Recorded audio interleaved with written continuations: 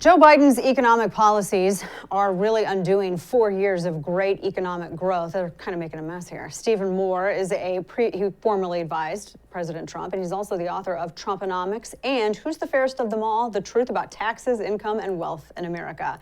He's also an economic advisor for FreedomWorks, and he joins us to give us the latest update about how bad these policies are affecting the country. So we had 4 years of great growth. I mean, record high employment numbers. I mean, high employment across the board, men, women, every demographic. And now it's almost as if Joe Biden enters the White House with the specific plan to undo all of this economic prosperity that more limited government has wrought. I was just $6 trillion first 100 days. I don't know of any, correct me if I'm wrong, but I don't know of any other administration that's ever requested that much spending with no offsets at all. Yeah, and how about the $22 trillion of debt over the next decade? I mean, that is economically insane. It's a prescription for economic collapse and bankruptcy if we do that. And I think everybody's a little bit surprised at how far to the left Joe Biden has moved.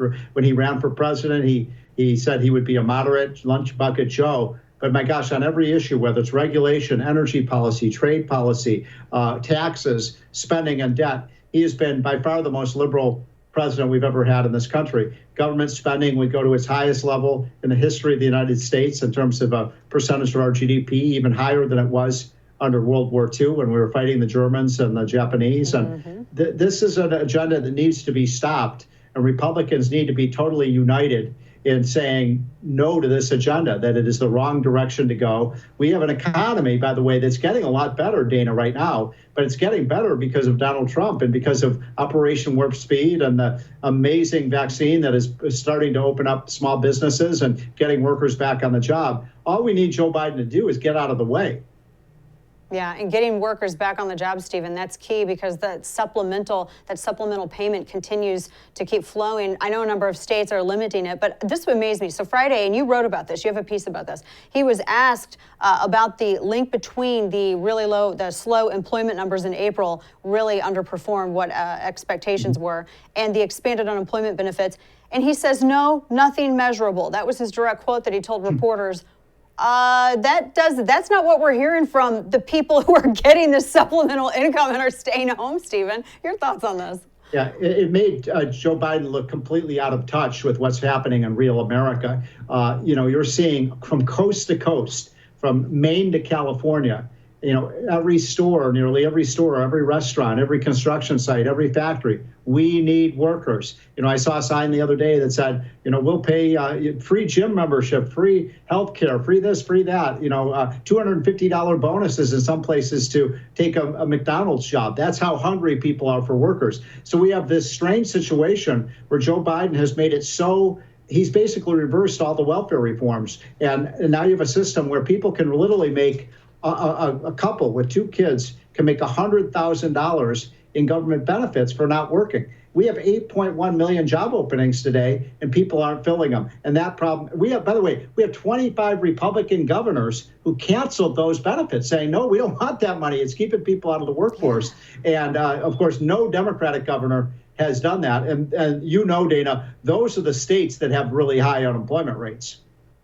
So very high unemployment rates completely. And I was amazed when this was brought up to Jen Psaki. She just suggested that, well, maybe, these businesses should match what the government is paying, which I've never heard anything like that in my life. I was on air when she said this, and I immediately lost my place on air. I'm doing radio. I couldn't even believe this response.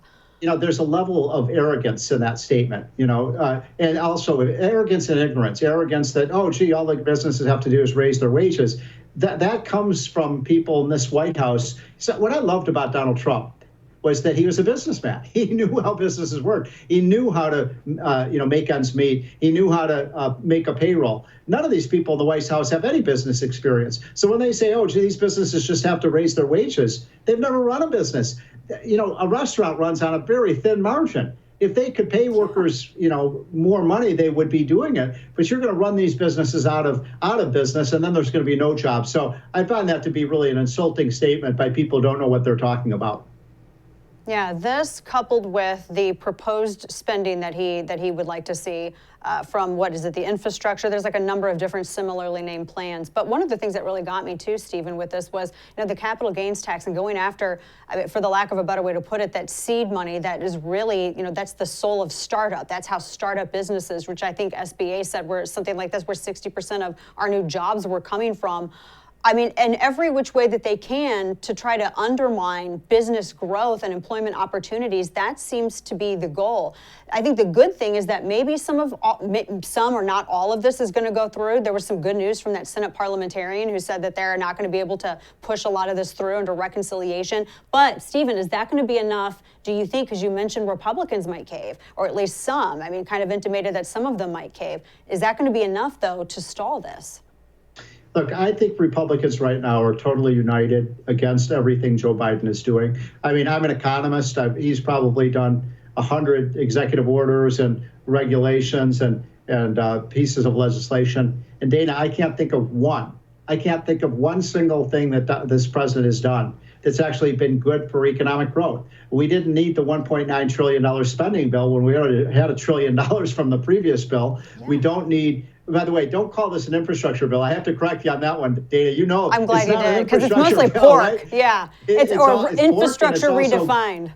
Right, it's green. It's the Green New Deal. It's money for solar panels and people making electric vehicles and people who are the education establishment. By the way, I don't have anything against solar and wind power, but if they're such great forms of energy, why do we have to give them hundreds and hundreds of billions of dollars? Meanwhile, Dana, one thing that I'm finding extremely troubling is what's happening in American energy. This is a president who has declared war on American energy. He's shutting down our oil. He's shutting down our gas, our coal, our nuclear power. This is a very dangerous situation. Under Donald Trump, for the first time in 50 years, we became energy independent because of his all of the above energy policy. We're not seeing that from you see, he just reversed the Alaska decision. So they're not going to be able to do drilling up in Alaska, one of the most oil-rich places in the world. And not only does that make us not energy independent, but it also, we were helping out NATO countries as well. We were trying to offer Germany a little bit more energy independence so they wouldn't have to rely on Russia, which kind of compromises, the entire point of NATO. If NATO countries are having to rely upon Russia for energy, how then? It doesn't make any sense. Then it becomes a security issue. Well, Joe Biden is in favor of pipelines as long as the pipelines are not in the United States. I mean, yeah, exactly. I mean, people are scratching their head. Even my Democratic friends are saying, "Wait a minute, he cancels a pipeline here in the United States that we need to get, oil and gas from Canada and North Dakota down to Texas and throughout the country. He cancels that, but he gives the green light to a Russian pipeline. And by the way, can you imagine if Donald Trump had done that? He's in the hip pocket of Putin. The guy who's in the hip pocket of Putin is Joe Biden. Yeah, no, Trump was the worst Russian-controlled person ever, because he did with if it wasn't sanctions, then it was the denial of building that one pipeline trying to cut around Ukraine. You mentioned your Democrat friends even, and I've seen a lot of Democrats raising questions about that, but also about the strategy of the administration trying to push all of this through, because the warning signs are starting to appear for 2022. It's actually not too early at all, and the sirens are starting to flash. Democrats are very, very worried that they may lose everything, all control of the House and perhaps even the Senate, if really not just all, but if any of this stuff goes through while the economy is still trying to recover from the pandemic and the administration's trying to squelch that with this supplemental income. Your thoughts? Can you imagine a $2.5 trillion tax increase right now, just when businesses are finally getting back on their feet and small businesses around the country? And then can you imagine hitting them with a $15 an hour minimum wage? Can you imagine all the new regulatory apparatus they're trying to put? And by the way, all of these, they help the big companies, the big corporations. The victims of this are the spinal cord of the American economy, the men and women who run our small businesses with less than 100 employees. And they represent 60% of the jobs, Dana, as you know. So we're really going after the little guy. That's what Democrats and liberals do. They go after the little guy, not the powered interests in Washington swamp. No, exactly. Last question for you, talking with Stephen Moore. The chokeholds in the supply chain. as it is related to all of this. When do you think that this, because I was reading, I think this is one from one of your pieces, truckers are saying that they can't get oil to the gas pumps, they don't have enough drivers, chokeholds in supply chain, is particularly, you mentioned restaurants too, they're not able to get all the supplies.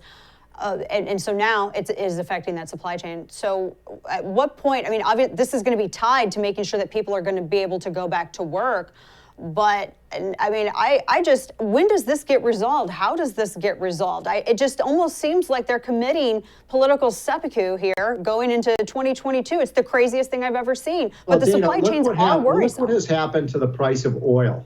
Oil is now between $60 and $70 a barrel. It was down to about $35 a barrel under Donald J. Trump. Remember, gas prices fell below $2 a gallon under Trump. Now, the last time I went to the gas pump, it was $3.19 a gallon. In California, Dana, the gas is $5 a gallon. And who does that affect? That affects, the little guy. The little guy is the people who are getting killed by this. I don't think that Bill Gates or Warren Buffett or Zuckerberg care if the price of gasoline goes up, but it is a tax on working class Americans, just as the higher prices of food. I am very worried, Dana, about a recurrence of 1970s style inflation, where every time you go to the grocery store, everything costs more. And that's because of the massive debt.